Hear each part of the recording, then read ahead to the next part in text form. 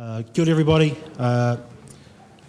Just by way of introduction, our next speakers, Western Bay of Plenty Māori Housing Forum, and to you all, Victoria, Steve, Tame and Piripi, tēnā koutou. And without further ado, I'll let them introduce themselves. Nō reira, tēnā koutou, tēnā koutou katoa. Ke te whai a ke te āmarama a te hei Māori ora. Te timatanga takagoro o te mihi tūtahi e mihi anō ki a tātātou mātunu e tarangi e kai ngā me katoa, a tēnā tātou katoa. E mihi ki te kaupapa i tātou rā. Ko tātou koe tai mai ki te hōrere e te āhuatanga, te pāhana ki te hauringa me katoa, e tātou e nei e mihi nei. Hoi anō ki a koutou, hākanu i te mihi ki a koutou, koe tai mai i tēnei kaupapa I tēnei rā, te kaupapa whakahirihira mō tātou nei te iwi Māori, anō reira, tēnā koutou, tēnā koutou. Koe tā mai i a mātou rōpū, ki te haramai no Tauranga Moana, me ngā iwi o Ngāi te rangi nui, ngā te pūkenga, me mā tā wako, mā tātua me take temu. Nō reira, tēnā koutou, Ana me ki rā, he te pūrongo o tātou nei rōpū, me whiriwhiri koro me ngā whakaaro tēnei kaupapa i tēnei ata. Hoi anō, nō reira, te timata o tēnei kaupapa, tēnā koutou, kia ora hui mātou. Great. Tēnā koutou katoa. My name is Steve Hill. I'm from the Western Bay Māori Housing Forum. But also a second element there that we have, which is called a joint agency group, and we'll explain a little bit more about that through this presentation. I'm the chairman of the joint agency group. It's a collective grouping of government agencies, local government and trusts, and we've been working for a few years now in the Western Bay. And the subject of this small presentation to you is funding in action, because we're simply going to be able to give you some experiences that we have had with our projects and with successes that we have achieved to date and hope to achieve in the future, and with particular respect of how that's worked and also how the funding works. We have a team here, obviously of myself. Some of you might know Victoria, who's pretty much instrumental in a lot of the things that we do, and also though we have the two Tame and Piripi from trustees from some of the trusts that are actually progressing and achieving their projects. So moving on to the first one, hang on, I'll get this going. Got it figured now. It's not news to you. I'm not going to go over figures or anything like that. You will have your own figures in your own areas and you will know what the story is. We've also put this presentation on many times because we use it to talk to local government agencies, we use it to talk to government agencies, so we haven't created a new one for you today at all. Just bear with us please in that sense, but it does tell the right information, tell the right story. You will have your own contexts to this, but we know, for example, in Western Bay, we have a pretty sad story as well in respect of actual take-up of housing, the housing need, and what's actually going to happen going out into the future. So, one of the things we wanted to talk about was the Māori Housing Forum collective approach. So, everything that we have done to date and where we're going from has actually sprung from tangata whenua in terms of trusts and trusts in action. And to be fair, in the Western Bay area, there hadn't been any real progress either. Nothing was happening. And pressure really came on from trusts about to local government. You know, what are you doing?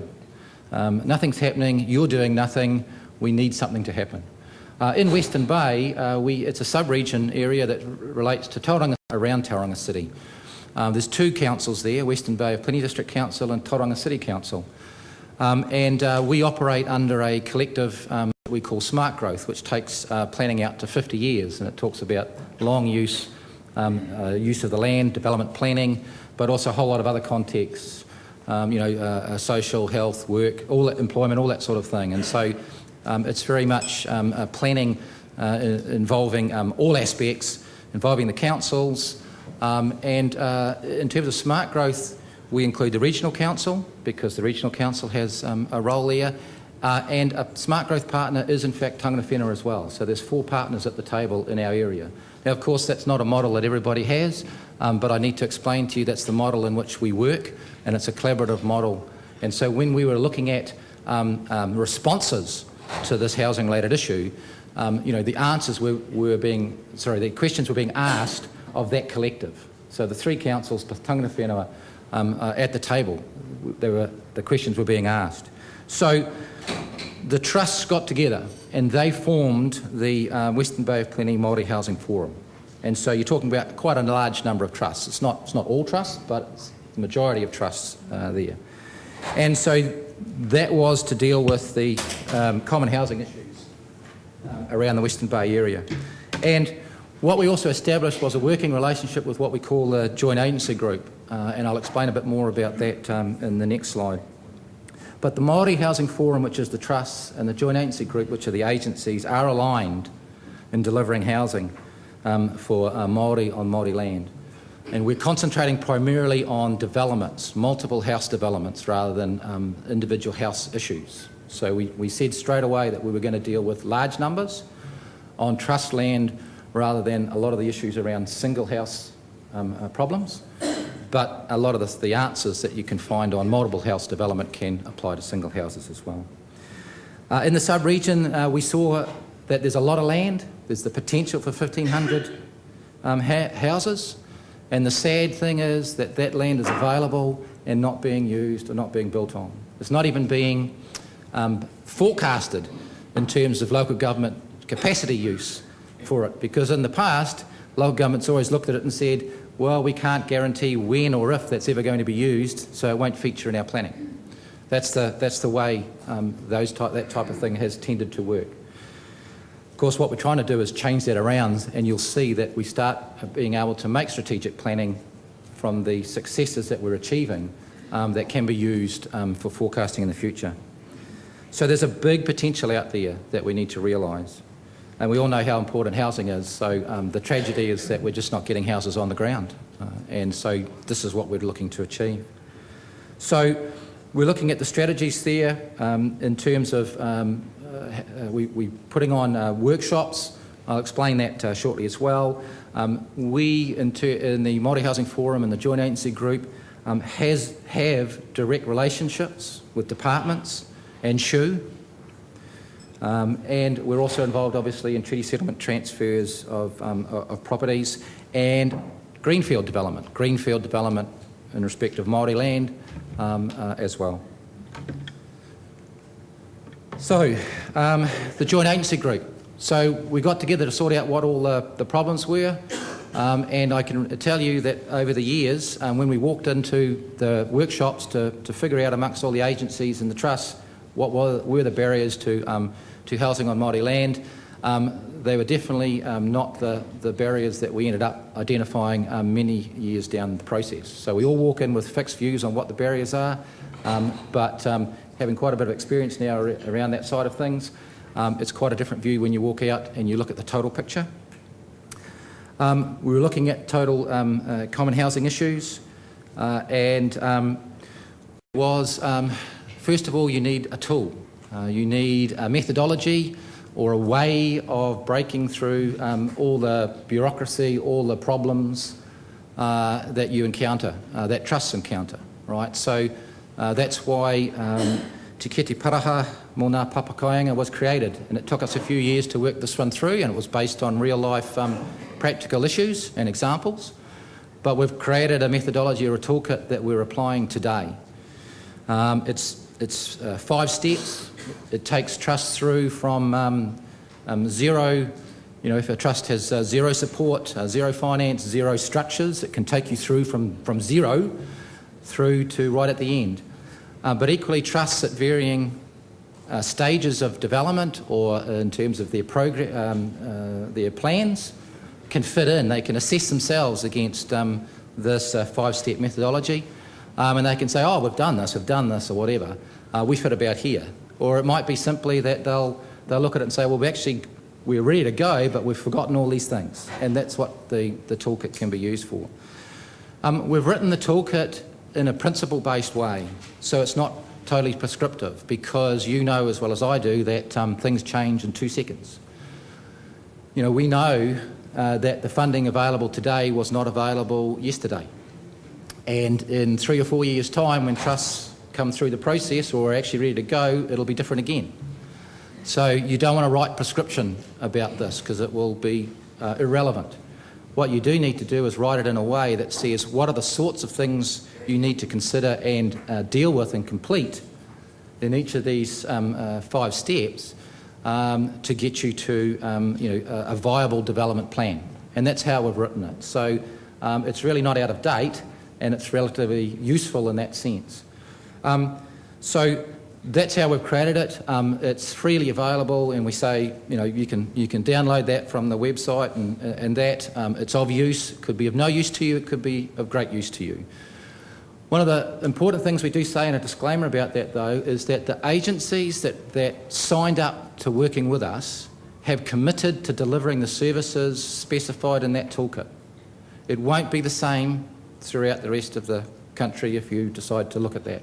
So you have to be careful about that.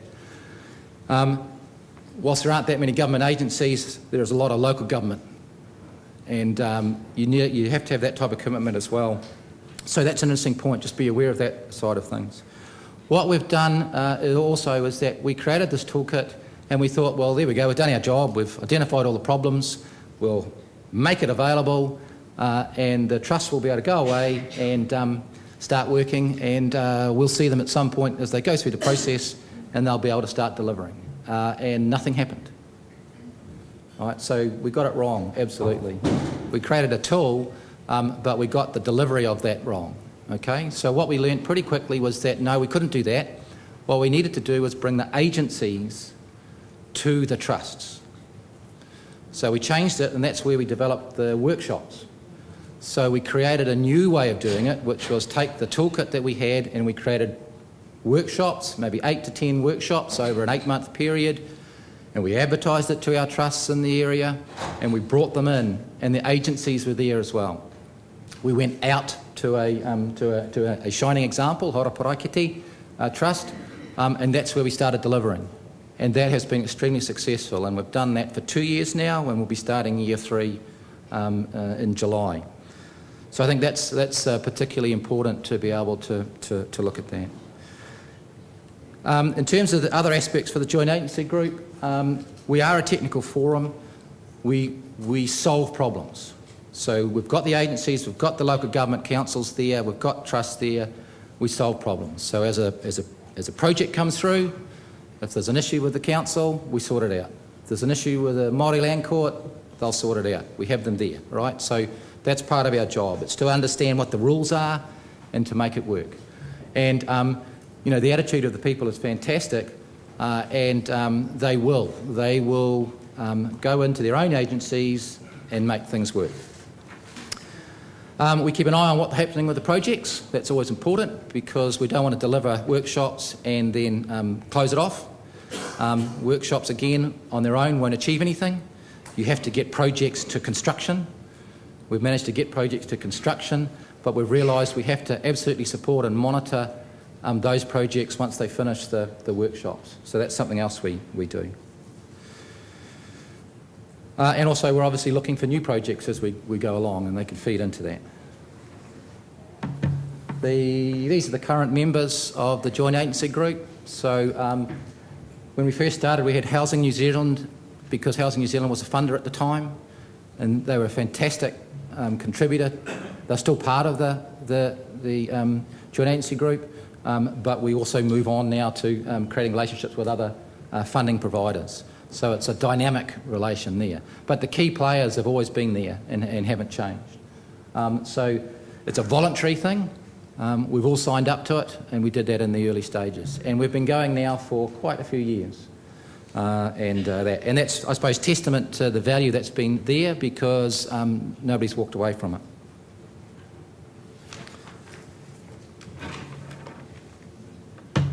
This just represents how they fit together. As I said, you've got to have the trusts who are actually going to have to do the work. We don't do all the work for them. The trusts have to do the work. supported by an umbrella in relation to the Māori Housing Forum. And then obviously the agencies, the funders, they're all on that side, they're all part of it. And then local government is the other side of the coin. Put all three together, you get, put all three willingly together, you get success. If you don't have one of those branches, it'll be much more of a struggle. I won't say you won't succeed, it's just going to be more of a struggle as a consequence. The sort of things we're able to achieve now as a consequence of a couple of years' experience and where we're going. I said to you before that we're interested in developments only. Whilst we have other support mechanisms for individual houses, we're concentrating on getting housing developments up and running. We talked about infrastructure, and Tom mentioned about the Minister's initiative around potential infrastructure grants. Well, in the Western Bay sub-region, the Regional Council has money available for infrastructure as long as it relates to an economic benefit. So what we're able to achieve for the first time ever was, in a contestable environment, put up a viable business case in a strategic planning sense over a 7-year period, 10 trusts, 252 houses. Now, I mean, we probably didn't think ourselves we could do that when we were first looking at it. But the amount of evidence needed, you want to see the assessment panel we had to go through, the auditors that were involved in that was phenomenal. But what we're able to demonstrate is that an evidence-based strategic development plan for a range of individual trusts, a large number of houses, with an economic benefit. Now, we may not succeed in that application. We're in the final round, but we've put a damn good case forward, and we've made the council actually think, hello, there is economic benefit in housing, and Māori housing itself, you know, it's not a losing proposition. You know, there are goods trust structures, there are auditable avenues. You know, it is a strategic process. It is big money, it is big development, it has big results. And I think we've succeeded in demonstrating that. And we would never have been able to produce that if we hadn't gone through this process and had that collective approach. But we can do that. And of course we want to build on that. That's only the first grouping of trusts that we had through over our first 2 years of workshops. So the other thing that we did, which is a side benefit, is we had to demonstrate economic benefit, so we commissioned a report. Funnily enough, there isn't a lot of good, specific, targeted evidence about the economic benefit of housing. You'd think there was, and we all go, yes, it is. Try to find it, it's not that easy. But we commissioned a report about those economic benefits, and we were just talking about the benefits of the 252 houses. And so we were able to demonstrate for the Western Bay sub-region, for example, that these are the sort of figures you're talking about. In terms of the investment from the Regional Council of 12.4 million, that it brings in or produces 53 million in GDP. There are figures about the additional discretionary income for people that go into these houses. And also there was some evidence that was done, I think, in terms of the Healthy Homes project, that where you do create healthy homes, you do produce a saving per household. But those are the sort of figures we had to come up with. And it's the sort of thing that we've got to do if we're going to, you know, put our hand up for some of these other grants and government support and all that side of things. So the figures are there. Having said that, I think I will hand over now to Victoria. Our strategic plan, I mean, we've got more projects in this, but we needed to demonstrate what it is, and this is just an example that we're talking about 10 trusts spread across Tauranga and Western Bay of Plenty, and that's the ones that we can say, you know, we basically are guaranteeing, when we put our application in, we're basically guaranteeing that those trusts will deliver 250 houses over 7 years. It's a pretty big call, but we've done it, and we've put the evidence to support that, and it's because of the structures we've put in place, the methodology we've put in place, the working together in place, all that's in place, and it's been demonstrated to the satisfaction of you know, the audit investigative team, and you know, that's pretty big. So that's the sort of thing that can be achieved and is being achieved through this sort of a process. So Vic, I'll hand you over now for a couple of more specific things. Kia ora koutou. Oh, how neat it is to see some old mates. Feels like a bit of a Vancouver reunion in here. And so wonderful to see so much interest from many of our other whānau. So kia ora koutou. Yes, I just wanted to add a bit more to what Steve has taken us through. Just to explain too, people are going, what's that Pākehā fella talking about the Māori Housing Forum for?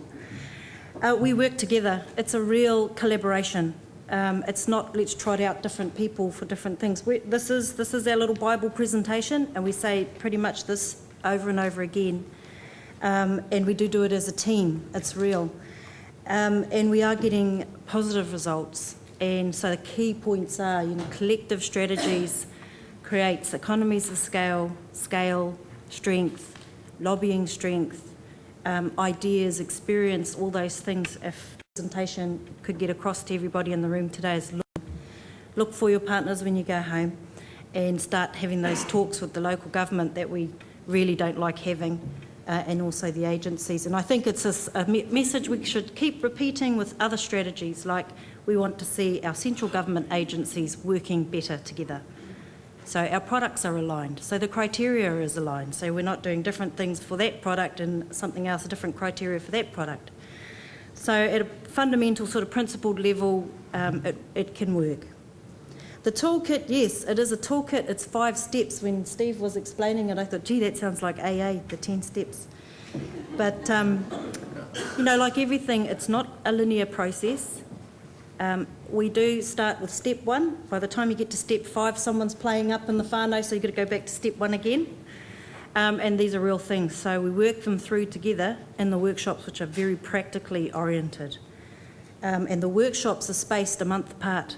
So it takes 1 whole year to get your trust right through the toolkit and the workshops, because each month there's homework that we work with our agencies with, and we've got good relationships with the local council so that they are assisting us with all the technical issues.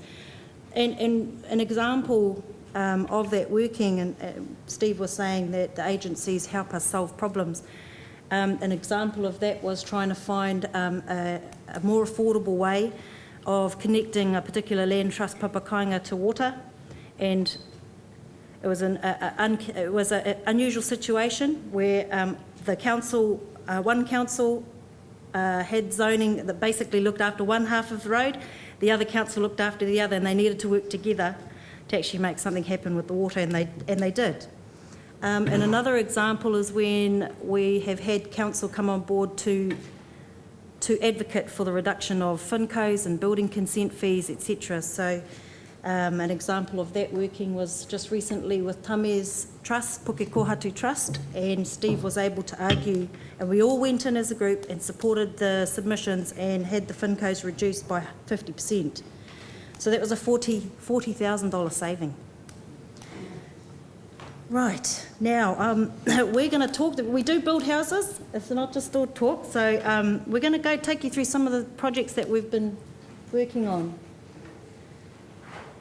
Right, that's just 2, 4, 6, so 6 projects in the last 4 years. We were averaging 2 houses being built on Māori land every year.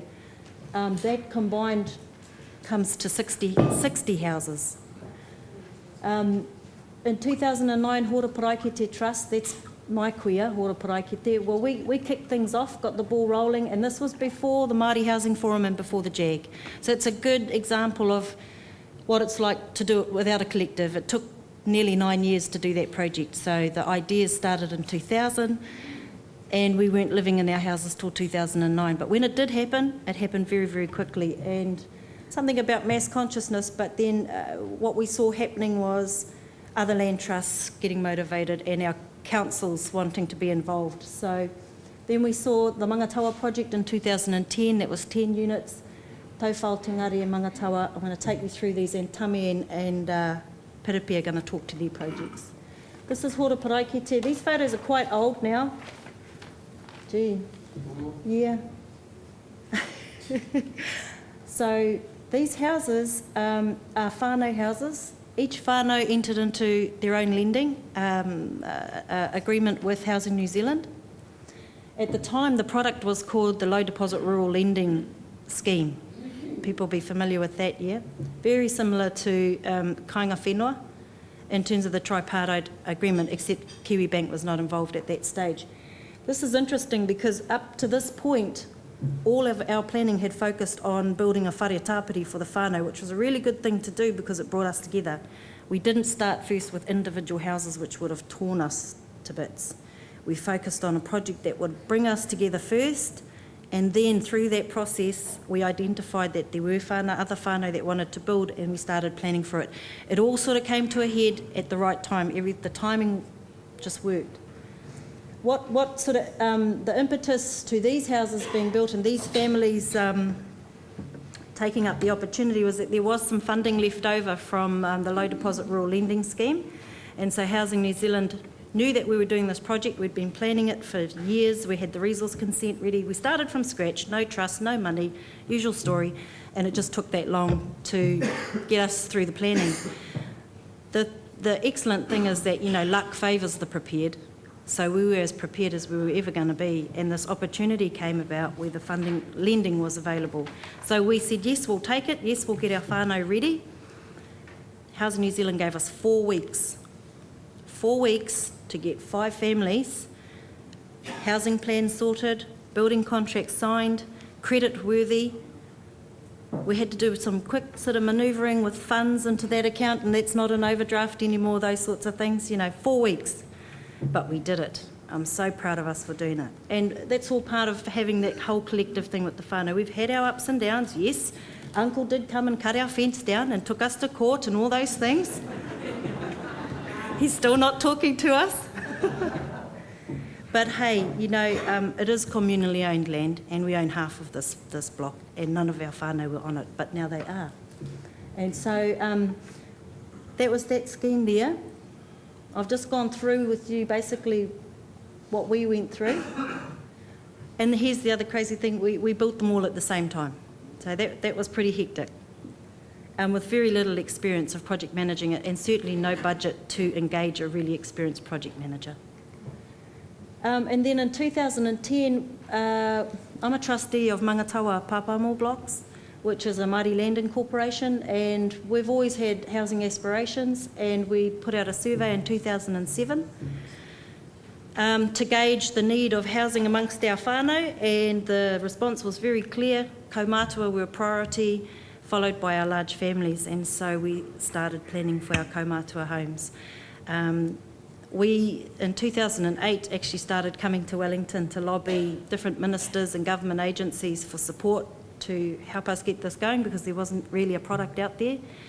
And then, for whatever reasons, national government came in and they brought in this product called Māori Demonstration Partnerships, MDPs, and that's how we got this funding to build these 10 houses. So the trust, 10 beautiful kaumātua units, they really are lovely, they really are. Basically, the structure of the lending and the funding is that 1.2 was a loan from Housing New Zealand, 1.2 million was a grant, and then we built the houses, we own them, and then we leased them back to Housing New Zealand through a different arrangement so that we could receive lease rental income and repay the mortgage, and also so our kaumātua could rent them at a subsidised rent. Yep, covered it all there. And yep, very well built, and we won the regional architect award for the design. Very simple. We had our whānau come in on the builds, so they did the earthworks, the roading, the landscaping, and we had one team of Māori builders come through. We had 2 teams of builders, and one of them was a whānau group. So we built in the opportunity for our whānau to be employed contracted onto the project. It's a bit tricky to do that because the government requires you to have an arm's length tendering process, and it's difficult to get your people in that kind of process. But we did. We were quite upfront with the people we interviewed, and we said, well, you have to assure us that when we do, if you do win the tender and we finalise your pricing, you have to interview all of our people we put to you, and if they match or better your current price, you have to take them on. And so they did. And then we had some of our rangatahi come through from the Bay of Plenty Polytech, that's Pākura Harawira up there, and we had a relationship with the Polytech, and so trade training opportunities there as well. These are the fronts of the homes. There's Auntie Eba's, Auntie Eba Tetua is like our poster girl for the kaumātua units. And she's an ex-teacher, so she's a great talker, and so if we need to promote the good stuff about the papakainga, we'll send a reporter to go and talk to her, and then she'll get all the nannies together and they'll all sit in there and have that kōrero together. She's a great leader. We've seen leadership come out through our kaumātua. And they're all really happy. That's the main thing. They're really, immediately it's like they've had facelifts because they're just happier, you know, and happy people look great. So they're 2-bedroom homes, and they're designed specifically for kaumātua, wet area bathrooms and those sorts of things. Level entries, although at the back, because we're built on a hill, we couldn't have a level exit off the back of the house there.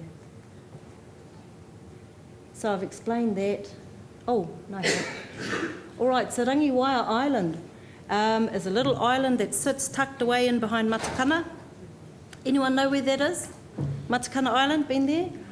Well, this little trust, Taufal Tenggari Trust, were successful in the first round of shoe funding, 2011. We're supported by the Joint Agency Group and the Māori Housing Forum.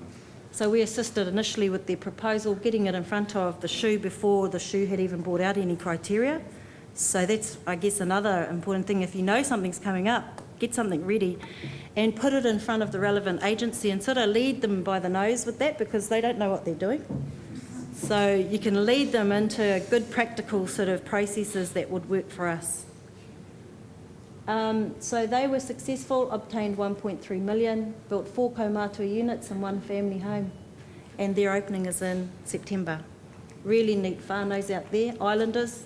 They're a law unto themselves. They live on an island. They rule the island. So now I'm going to hand it over to Tame, who's a trustee of the Puke Kohatu Trust, and he's going to talk to you about their project.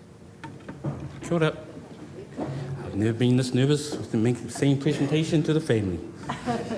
So, hey. And this one's for you, Pauline. I owe her a report. Because of shares, eh? Because of shares. Right, I'm Tame Rameka.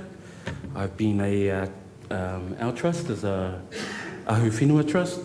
I've been trustee for 3 years, 4 years, but the first year was pretty terrible. But yeah, 2009 I was put in, and that was a terrible year. But 2010 was when I went to these workshops that these guys were talking about. They really do work, workshops. I went from stage 1 to 5. Just a little bit about our papakainga. So I've never seen it on the big screen. It's in Welcome Bay Road. That's Welcome Bay Road, and it's been in the family forever. Not the road, the papakainga.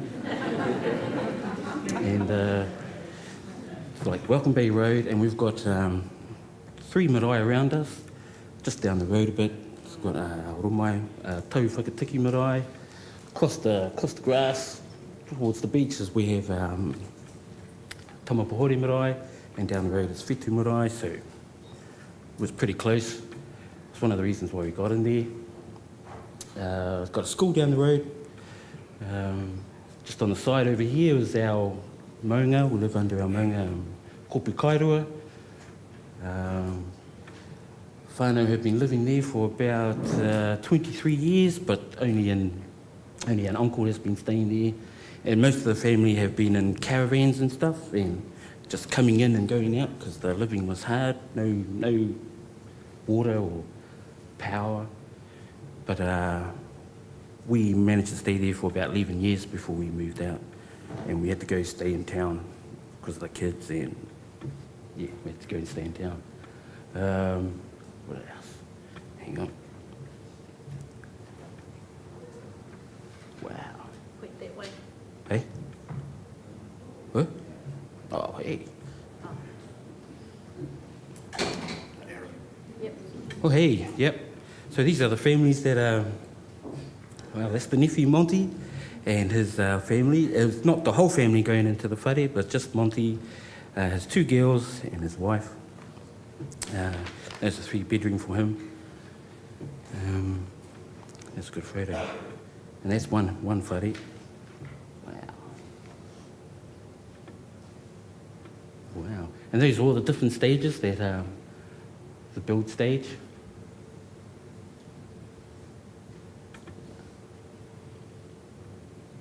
Wow. As you can see, it rained on concrete day. Hey, it was like rained on concrete day. And our tri-panel turned up. Oh, actually, like from where the boxing is on that side to the wet day, everything happened within like a week. So the concrete guy come up, rainy day. It dried for about a day, and then our panel turned up, our tri-panel turned up, and then the very next day, we had Monty's house up. Half of whare, but it was mostly up. Monty's a nephew, and he's a hard-working guy, but he just couldn't afford to pay rent, and he just couldn't afford it. And once I showed him this opportunity from the workshops that I had, he jumped on it. And it was good to have his support, being a young fella. And we got, oh yeah, that's where we used to live. That was our house. We just had a shed, caravans, and we had the brothers staying there for the last couple of years. Yeah. You see our house build site down there. Wow. And this is going through the stages. I had to, rainy day, yes. I had to put a, I don't know, spirit stone in our foundations for Mum. That's what she wanted, so that's what she gets. So yeah, in there is our spirit stone. I couldn't put it into the concrete because it would mess with the concrete and it was against regulations. Yeah, they didn't do that one. But yep, so that was a good one. It's a covert operation. 6 o'clock in the morning, digging a hole in the foundation. And I got him in. Straight after that, he came in and cleared it. So that was an awesome mission. Like, oh, this is Auntie Lucy's place. Yeah. So yeah, I got. Well, I didn't get, but I thinged for 3 homes. One for Mum, because she was like the nanny looking after the muckles. So yeah, I put her name in there. And same with Auntie, she's like, well, not old, but, you know, kaumātua. And she was paying rent as well, and she couldn't do that for too long. So we put her into this project with us. So that's her little 2-bedroom. Well, not little, but that's her 2-bedroom. Wow. I've actually never seen these ones before. And there's her site. The main thing with us with our building was rain. We had a whole lot of rain last month and the month before. So the project couldn't really get underway until the rain stopped. And we used to sneak in days, you know, but do half a day there, another day there, but you know, the weather was a great equaliser. You could be the best builder in the world, but you can't build in the rain. And that's Auntie's whare there. Wow.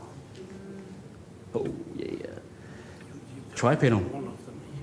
It's good stuff. They come in bits and pieces. Like 200 kg pieces would be a wall, and then another piece would be the other side of the wall, and then cubby hole, and they'd come out of windows. So you just slide them into steel slots, screwed and glued. Yeah, tough stuff. They gave me a sample of the tri-panel. I took that home with me and hit it with the hammer, burnt it, stabbed it. Tough stuff. Make a strong home. Okay. That's what you want. And there's how the ceilings go on. Man work. Yeah.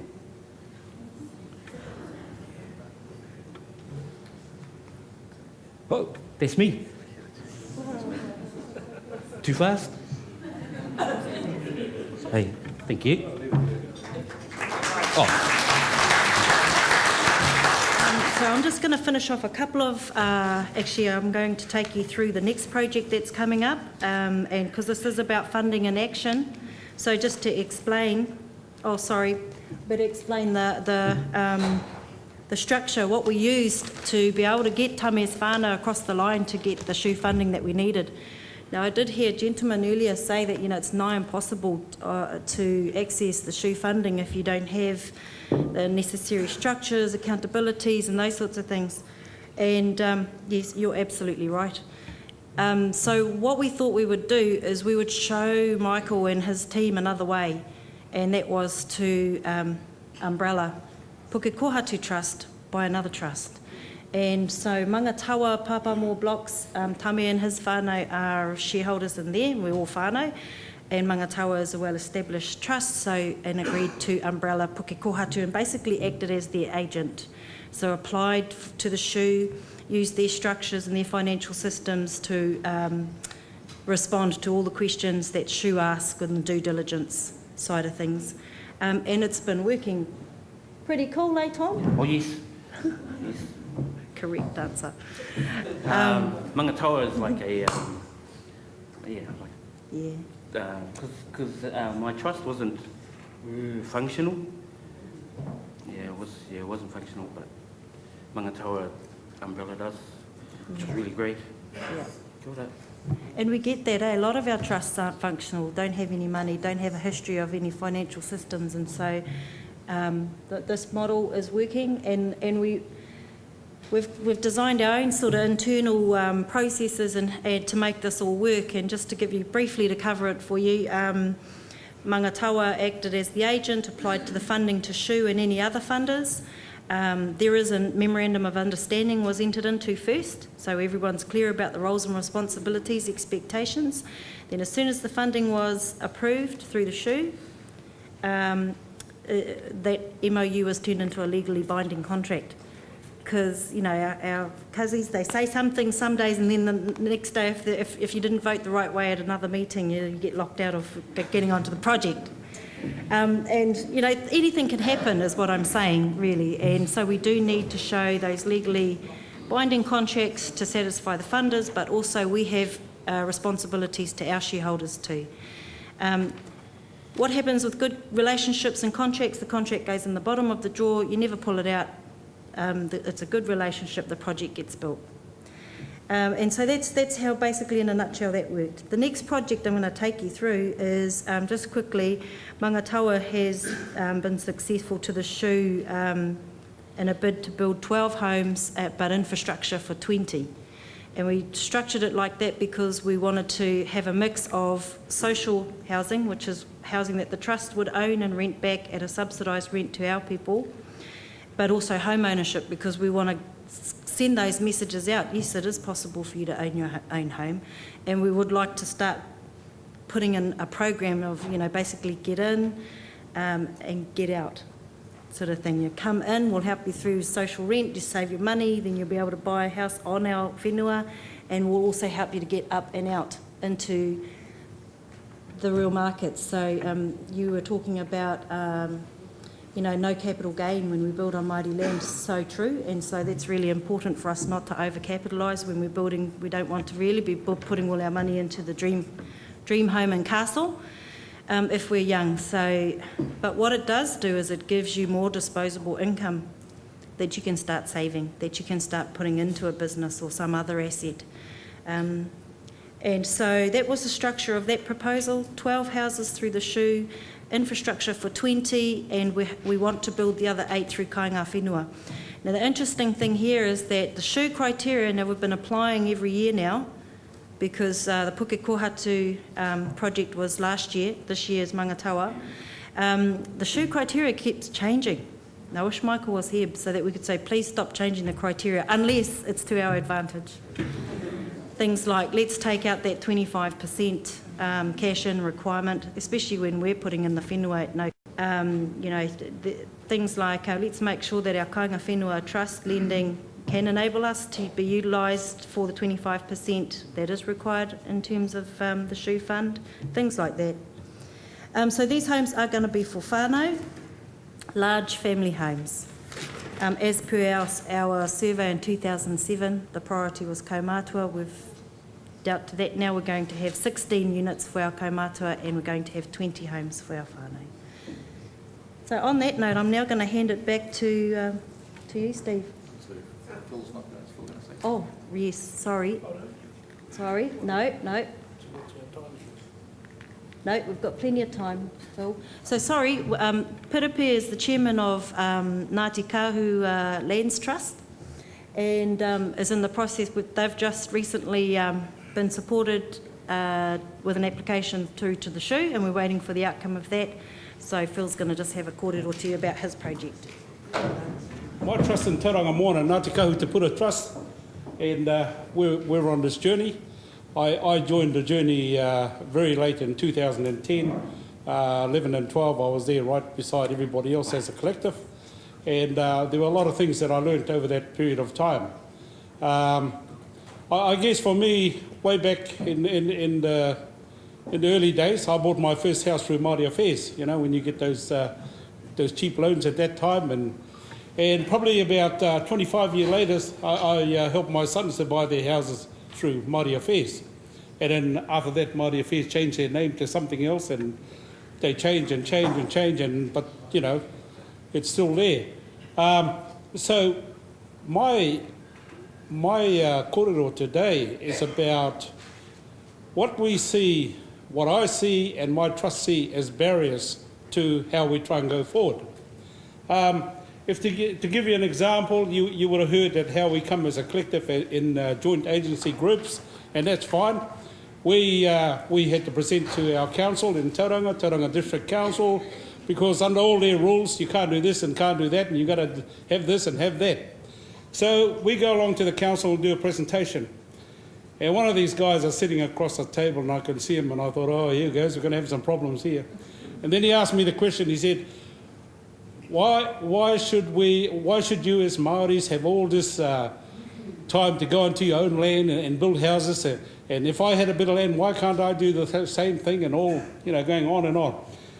And I looked at him and I thought the best way to answer it, because I knew who he was, I said to him, when you became a kiwi fruit orchardist in your time, that was the greatest thing on earth, kiwi fruit. And as a collective, you and all your mates made a collective, and you went to the council and screwed them down for rates and screwed them for everything else. So Māori today are only doing what's right for them. You still got your kiwi fruit. We haven't got our houses yet, but we will. And that just showed today the movement that we've started in Tauranga Moana to get those houses. But there's always, in that system, there's always barriers to cross. But the worst barriers, you know, the kaupapa of having houses for your own people, that's the best kaupapa you could ever think of. It's the how to get there and how you manage it.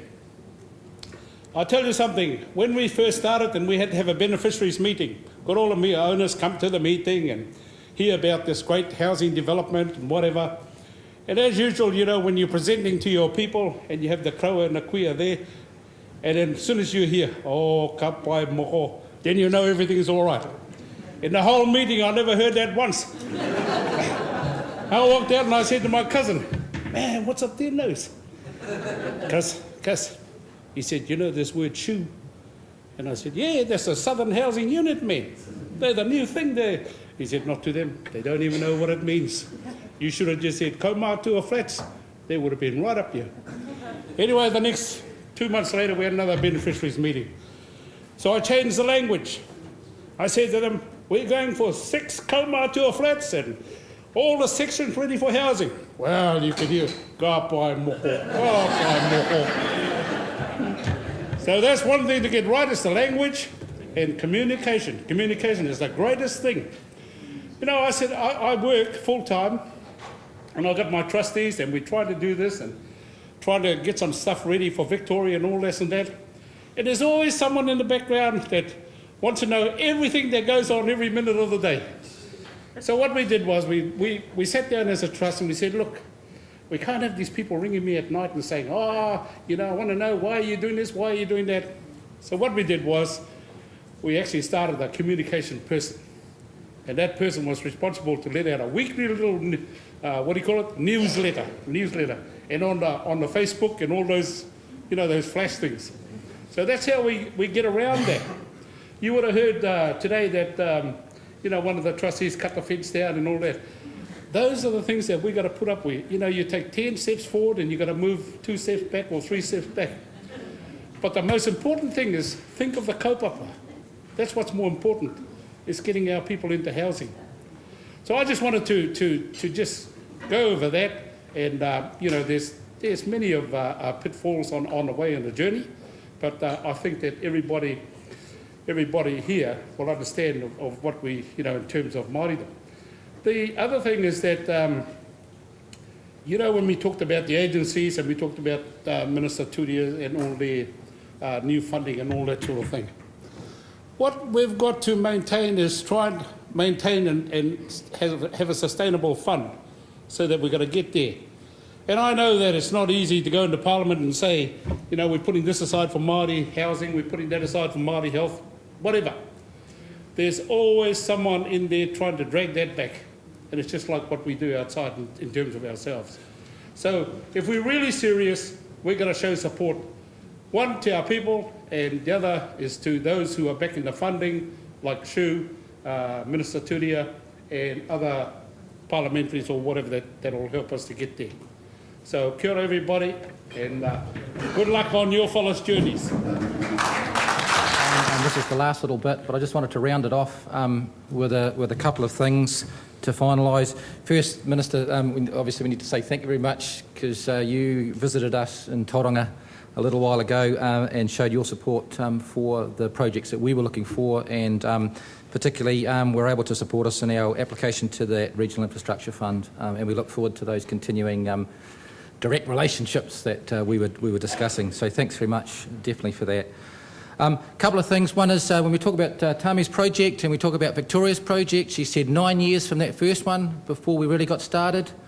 Tame's project, from we talked about trust with little administrative support from the zero to that, 2 years.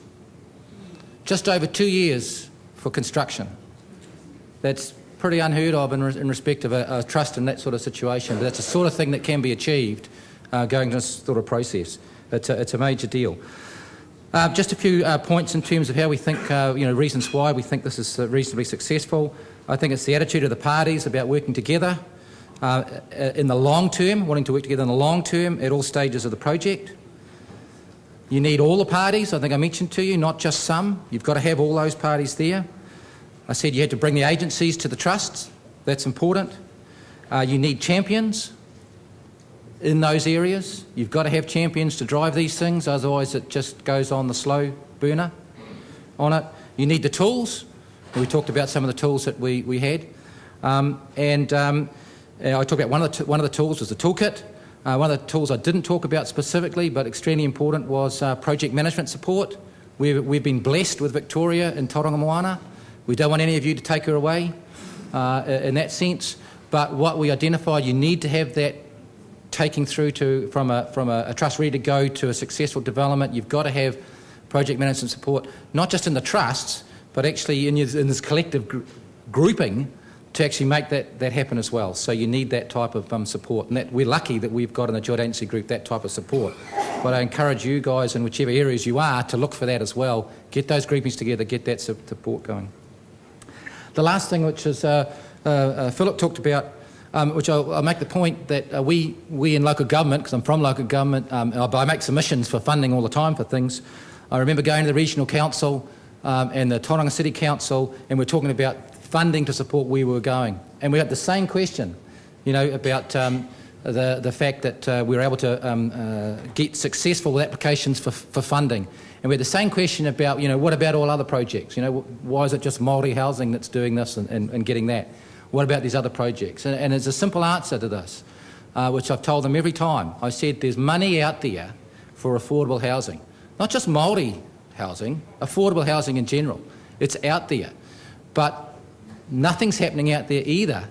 In terms of Māori housing, we've got all these barriers and these things that we're trying to work through, but there is ways of doing it, and we're breaking the way through to be successful. Well, look, affordable housing, there's no secret in that. The same issues are out there for anybody else. They just need to apply the same sort of principles, to put their hand up, to demonstrate a product, demonstrate a plan, and they should be able to succeed. So I don't see a differentiation between that. There shouldn't be an us-them issue. It's out there, and they just need to get off their backsides and do things as well. And that's the answer that you can give to anybody. It's not a differentiation. And in fact, the amount available for Māori housing is a lot less than for other affordable housing projects. So we're just getting in and try to be successful in what we're applying for with the available money. But your answer to anybody else that giving you grief about this, they just need to do the same sort of a thing and get moving on their side of it. Kia ora, so that's us, isn't it?